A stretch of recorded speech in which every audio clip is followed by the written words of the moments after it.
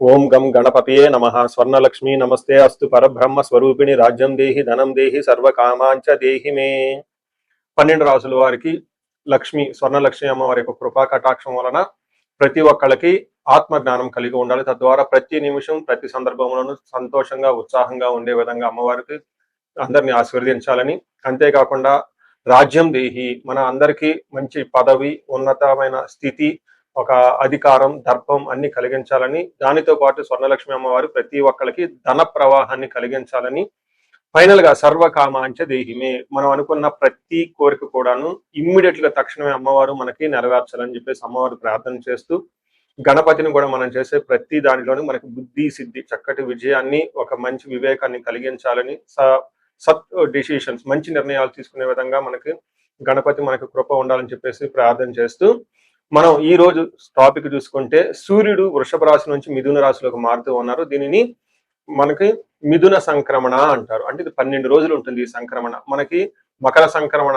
మకర రాశి ఎలానో ప్రతి నెల ఒక్కొక్క సంక్రమణ వస్తుంది. ఇప్పుడు రాబోయే సంక్రమణ మిథున సంక్రమణ అంటారు. ఇది 30 రోజులు ఉంటుంది. 15వ తారీఖు జూన్ నుంచి జూలై 15 వరకు ఉంటుంది. ఈ 15 రోజులు సూర్యుడు మిథున రాశిలో ఉండటం వలన ఏం జరుగుతుంది 12 రాశుల వారికి అని తెలుసుకున్నాం. అయితే ముఖ్యంగా సూర్యుడు మారటం వల్ల సూర్యుడు ఎలాంటి విషయాల్లో మనకి ప్రభావాన్ని చూపిస్తాడని తెలుసుకుందాం. సూర్యుడు వచ్చేటప్పటికి ముఖ్యంగా 8 రకాలైన అంశాలపైన ప్రభావాన్ని చూపుతూ ఉంటారు. ఒకటి, అందరూ బాగా గుర్తుపెట్టుకోవాల్సింది ఏంటంటే సూర్యుడు ఆత్మకారక అంటారు. అంటే మనకి సెల్ఫ్ కాన్ఫిడెన్స్, మనకి కావాలన్న స్ట్రెంగ్త్, సోల్, ఆత్మబలం ఉండాలని, కానీ సూర్యుడు చక్కగా ఉండాలి. కాబట్టి సూర్యుడు ఆత్మకారకుడు. అలానే రాజ్యకారకుడు, ఒక పదవి రావాలన్నా, గవర్నమెంట్ అథారిటీ, అడ్మినిస్ట్రేషన్ పవర్, వీటన్నీ రావాలన్నా కానీ సూర్యుడు మనకి స్ట్రాంగ్ గా ఉండాలి. అలానే పితృకారకుడు, father related elders, mentors, boss, వీళ్ళందరినీ కూడా మనకి సూర్యుడే రిప్రజెంటేషన్ చేస్తూ ఉంటారు. యశస్సు, కీర్తి ప్రతిష్టలు, గుర్తింపు, కొంతమందికి గుర్తింపు ఉంటుంది ఏ పని చేసినా, కొంతమందికి ఏ పని చేసినా గుర్తింపు అనేది ఉండదు. ఈ గుర్తింపు లేకపోవడం కూడా కారణం కూడా సూర్యుడు వాళ్ళ జాతకంలో సరిగ్గా లేకపోవడం అని గమనించుకోవాలి. పదవి, అధికారం అంటే మీకు ఒక స్టేటస్, అంటే ఒక లేబుల్, మేనేజర్ నుంచి హైయర్ మేనేజర్, వైస్ ప్రెసిడెంట్, ఇలా ఒక్కొక్క లెవెల్ బై లెవెల్ ఎదుగుతూ ఉంటారు. అలాంటి పదవి, పొజిషన్ మీకు రావడానికి కూడా కారణం సూర్యుడు అని తెలుసుకోవాలి. అంతేకాకుండా అధికారం, పవర్, లీడర్షిప్, కమాండింగ్ పవర్, మీరు ఒక పని చెప్తే ఎదుటి వాళ్ళు చేయగల సామర్థ్యం అంతా కూడాను సూర్యుడు మెట్టే మీ జాతకంలో డిసైడ్ అవుతూ ఉంటుంది. తేజస్సు, ఆరోగ్యం, మంచి గ్లోరీ ఉంటుంది, మీకు ఎనర్జీ ఉండాలి, బ్రిలియన్స్, చాలా చక్కగా మీ ఫేస్ అంతా ఎప్పుడు కలగా ఉత్సాహంగా ఉండాలి, దానికి కూడా కారకుడు సూర్యుడు. ముఖ్యంగా లాస్ట్ లో ఆరోగ్య ప్రదాత, సూర్యుడిని ఆరోగ్యం ఇచ్చే వాళ్ళు అంటారు. ఎవరి జాతకంలో అయితే సూర్యుడు సరిగా ఉండరో వాళ్ళకి అనారోగ్యంతో బాధపడుతూ ఉంటారు. ఎవరికైతే సూర్యుడు చాలా జాగ్రత్తగా ఉచ్చ స్థానంలో ఉంటారో చక్కగా వాళ్ళకి హెల్తీగా ఉంటారు, ఫిజికల్ గా చాలా స్ట్రాంగ్ గా ఉంటారు, ఒక పవర్ వాళ్ళలా ఉంటుంది అని తెలుసుకోవాలి. ఇలా 8 రకాలైన ముఖ్యమైన కారకాలు ప్రతి ఒక్కళ్ళ జీవితంలో సూర్యుడు అనేది ప్రభావాన్ని చూపిస్తూ ఉంటారు. అయితే ఈ సూర్యుడు మిథున రాశిలో ఉండటం వల్ల ఇప్పటి వరకు మనం చెప్పుకున్న విషయాల్లో కొందరికి అనుకూలంగా ఉంటుంది, కొందరికి ప్రతికూలంగా ఉంటుంది. ఏ రాశులు వాళ్ళకి అనుకూలంగా ఉంటుంది, ఏ రాశులు వాళ్ళకి ప్రతికూలంగా ఉంటుందో మనం చూద్దాం. మీనరాశి గమనించుకుంటే ఒక చాలా హ్యాపీ న్యూస్ అని మనం చెప్పుకోవాలి. ఈ సూర్య సంక్రమణ చూసుకుంటే మిథున రాశిలోకి వెళ్ళటం తోటి మీకు 4వ స్థానంలో సూర్యుడు ఉండటం జరుగుతూ ఉంటుంది. ఈ 4వ స్థానంలో సూర్యుడు ఉండటం వల్ల మిక్స్డ్ రిజల్ట్ అని గమనించుకోవాలి. అంటే ఒక యాంగిల్లో కొంచెం ఇబ్బందులు ఉన్నా కానీ మిగతా విషయాలు చాలా బాగుంటుంది. ఎక్కడెక్కడ అనుకూలంగా ఉందో, ఎక్కడెక్కడ ప్రతికూలంగా ఉందో తెలిసే ప్రయత్నం చేద్దాం. బట్ ఓవరాల్ గా బాగుంటుందని గమనించుకోవాలి. ఇందులో మనకి సంస్కృతంలో మహర్షులు ఏం చెప్తారంటే అంతఃక్లేశ గృహఛిద్రం సౌఖ్యం హాని మభోజనం ప్రయాణే విఘ్నమాప్నోతి చతుర్దశే రవి సంయుతే అని చెప్తారు. అంటే 4వ స్థానంలో ఉండటం వల్ల అంతఃక్లేశ అంటే మానసికంగా కొంచెం విచారకరంగా ఉండే అవకాశం ఎక్కువగా ఉంటుంది. రెండోది గృహఛిద్రం, ఇంటికి సంబంధించిన వ్యవహారంలో సరైన సుఖం లేకుండా ఇబ్బంది పడిపోతూ ఉంటారు. తల్లికి అనారోగ్యంగా ఉండటం, ఇంటికి సంబంధించిన వ్యవహారాలలో ఏసీ కానివ్వండి, కార్లు కానివ్వండి, బంగ్లాలు కానివ్వండి, లగ్జరీగా కంఫర్టబుల్ గా ఉండే విషయాల్లో మీకు అనుకోకుండా ఇబ్బందులు వచ్చే అవకాశం ఎక్కువ ఉంటుందని గమనించాలి.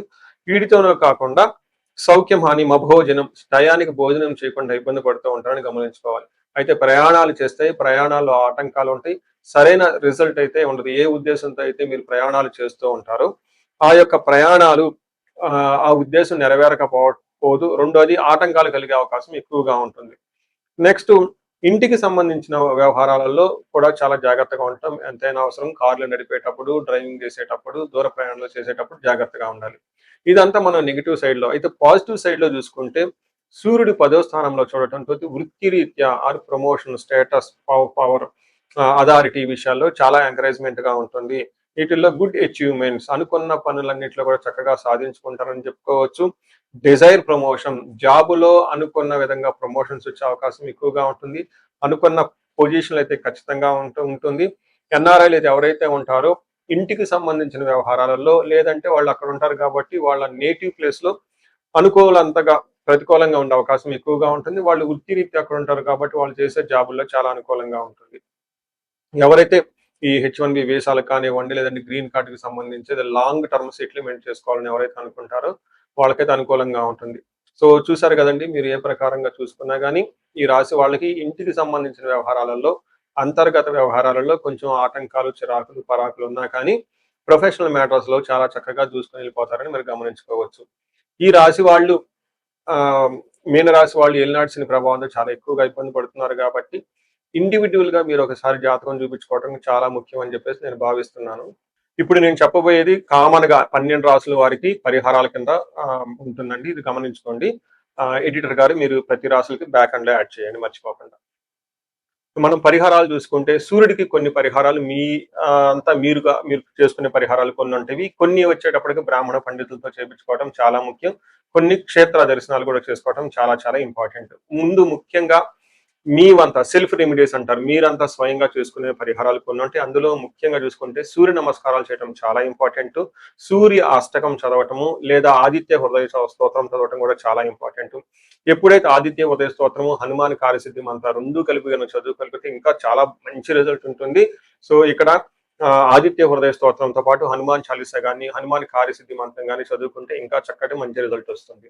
సో ఇవన్నీ మీరు చేసుకునే మీ వర్క్ మీరు చేసుకోవచ్చు. ఇంకా టెంపుల్స్‌కి వెళ్ళేసి అక్కడ నవగ్రహాల చుట్టూ తిరిగి గోధుమలు గనక దానం చేయగలిగితే సద్బ్రాహ్మణులకి, సత్పురుషులకి చేయగలిగితే ఇంకా మీకు చక్కటి మంచి రిజల్ట్ వస్తుందని గమనించుకోవాలి. సో అది మీ వరకు చేసుకోగలుగుతారు. మీ ద్వారా కాకుండా కొన్ని సమస్య తీవ్రంగా ఉంటే పండితులను కలిసి లేదంటే మా ద్వారా అపాయింట్మెంట్ తీసుకొని జాతక చక్రం కూడా చూపించుకొని చేపించుకోవడం చాలా ఉత్తమం. ఇందులో ముఖ్యంగా సూర్యుడికి సంపూర్ణమైన శాంతులు చేయాల్సి ఉంటుంది. గ్రహ శాంతి అంటారు. ఈ గ్రహ శాంతిలో సూర్యుడికి జపాలు, దానాలు, తర్పణాలు, హోమాలు ఇవన్నీ చేస్తూ ఉండాలి. వీటితో పాటుగా ఇంకా మీ యొక్క ఇండివిడ్యువల్ జాతకం చూపించుకోవడం చాలా చాలా ముఖ్యం. ఎవరికైతే మీ యొక్క ఇండివిడ్యువల్ లైఫ్‌లో మీకు ఏజ్ 35-45 మధ్యలో ఉండి 40 ఇయర్స్ ప్లస్ ఆర్ మైనస్‌లో ఉన్న వాళ్ళకి ఎక్కడైనా మీకు లైఫ్ స్టాగ్నేటెడ్ కనిపించింది. అప్పటిదాకా సక్సెస్‌ఫుల్ ట్రాక్ రికార్డ్ ఉండి ఇక్కడెందుకో ఆగిపోయారు. గ్రోత్ లేదని మీకు అనిపిస్తే ఒక్కసారి కాల్ చేసి అపాయింట్మెంట్ తీసుకోండి. మీ జాతకం చెక్ చేసుకోండి. నేను 35-45 ఏజ్ గ్రూప్ రీసెర్చ్ గ్రూప్‌గా చేస్తూ ఉన్నాను. చాలా మంది పీపుల్ మిడ్ లైఫ్ క్రైసిస్ అని చెప్పేసి ఇక్కడ ఆగిపోతూ ఉంటారు. చాలా మందికి డైవర్స్ అవుతూ ఉంటుంది. సడన్‌గా కెరీర్‌లో బ్రేక్ వస్తూ ఉంటుంది. సో ఈ మిడ్ లైఫ్ క్రైసిస్‌ని మన ఆస్ట్రాలజీ, వేదిక్ ఆస్ట్రాలజీ ఎలా డీల్ చేస్తుంది? దాంట్లో ఏమేమి ఉంటాయి అని చెప్పి తెలుసుకోవచ్చు. ముఖ్యంగా జ్యోతిష శాస్త్రం ప్రకారం గ్రహ శాంతులు అని ఉంటాయి, గ్రహ దోషాలు అని ఉంటుంది. మీ యొక్క దశలు తెలుసుకొని వీటిల్లో ఏదైనా ఒక గ్రహం దోషం ఉండటం అయితే మీరు స్టాగ్నేటెడ్ అయిపోతారు. దాన్ని ఎలా బయటకు రావాలని పరిహారాలు తెలుసుకోవాలి. వీటితో పాటుగా మీకు ఏమైనా శాపాలుంటే పితృశాపం, కాలసర్ప దోషము, ఇలా మాతృశాపం, స్త్రీ శాపం ఇంకా ఏమైనా యాక్టివ్‌గా శాపాలు ఉన్నాయా? ఈ శాపాలు ఉండటం వల్ల కూడాను మీరు లైఫ్‌లో గ్రోత్ లేకుండా ఆగిపోయే అవకాశం ఉంటుంది. సో ఎవరికైనా సరే ఎలాంటి ప్రాబ్లమ్ ఉన్నా ధనానికి ఇబ్బంది పడిపోతూ ఉంటే స్వర్ణలక్ష్మి విశేష హోమం చేపించుకోండి. మీకు వీసా స్టాంపింగ్, హెచ్-1బీ లైక్ ఎక్కడన్నా ఏమంటారు ఉద్యోగంలో ఎక్కడన్నా బ్రేక్‌లు వచ్చి ఆగిపోతూ ఉన్నా, లేదంటే ఫైనల్ రౌండ్ దాకా వచ్చి మధ్యలో ఎక్కడన్నా ఆగిపోయినా గానీ, మీకు ఇలాంటి వాళ్ళకి కూడాను మన్యు పాశుపత అభిషేకము, రుద్రాభిషేకం చేపించుకోవడం చాలా చాలా ఇంపార్టెంట్. భార్యాభర్తల మధ్య గొడవలకు అన్యోన్య దాంపత్య పాశుపతం చేపించుకోవటం, ఎవరికైనా సర్పాలు, కాలసర్ప దోషాలు, మహాకాలసర్ప దోషాలు అంటే కాలసర్ప దోష నివారణ పూజలు, పితృదోష నివారణ పూజలు మీ యొక్క జాతకం చూసుకొని ఇవన్నీ చేసుకోవటం వల్ల జీవితంలో 10 రెట్లు ఖచ్చితంగా వెళ్ళే అవకాశం ఎక్కువగా ఉంటుందని గమనించుకోవాలి. మీ అందరికి అష్టైశ్వర్యాలు కలగాలని, భోగభాగ్యాలు కలగాలని చెప్పేసి కోరుకుంటున్నాను. నమస్తే.